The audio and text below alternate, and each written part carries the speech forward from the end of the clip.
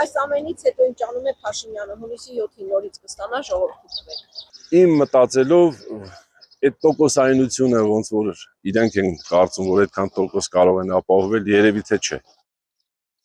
Չեն կարողանալու այդ տոկոսը ապահովել։ Դա իմ սուբյեկտիվ կարծիքն է։ Գիտեք, մեր ժողովուրդը ես չհասկացա թմբիրից դուրս չի եկել, շարունակում է մնալ դրա մեջ թե չէ, բայց ունենք շատ մեծ ընտրազանգված, ում թե իրավական, թե առհասարակ կենսամակարդակը այն աստիճանի է, որ իրեն հաճո է լսել Փաշինյանի լեքսիկոնով,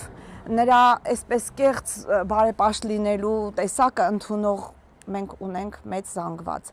Չգիտեմ, բայց դեռ ունենք ժամանակ եւ շատ կցանկանամ, որ մեր ժողովուրդը ավելի սթափ նայի, ավելի շատ վերլուծի այս հատկապես վերջին իրադարձությունները եւ գնա ճիշտ իր ընտրությունն անի, որովհետեւ սա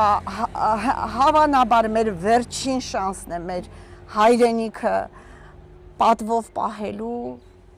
չգիտեմ, մեր հայրենիքը ուղղակի ունենալու։ Ինձ թվում է ինքը որոշակի ունի ընտրազանգված, որոնք կտան, բայց ամենօրյա իր այս ստեղծած քարոզարշավից ինձ թվում է, որ ինքը ավելի շատ վանում է իրան, հիմա էլի թեկուզ իր ընտրողներից, որտեղ իր վարքագիծը, իր արած այդ PR շոուները, դրանք ես կարծում եմ, որ ավելի շատ անդրջացնում է այդ կարգավիճակը։ Կարծում եմ, որ մեր գիտակից հասարակությունը պետք է ճիշտ կողմնորոշվի իր ընտրության համար, որտեղ նորից շեշտեմ, հունիսի 7-ը պետք է դառնա մեր պատասխանատվության եւ արժանապատվության օրը։ Ակառակ դեպքում մենք տեսել ենք շատ այս խաղաղության կոչվածը, որը ես կարծում եմ շատ փխրուն է, որովհետեւ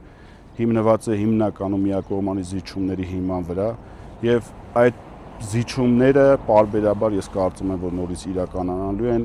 նաեւ մենք ունենք մեր մարզում խնդիր արևելյան հատվածում մոտավորապես 6500 հեկտար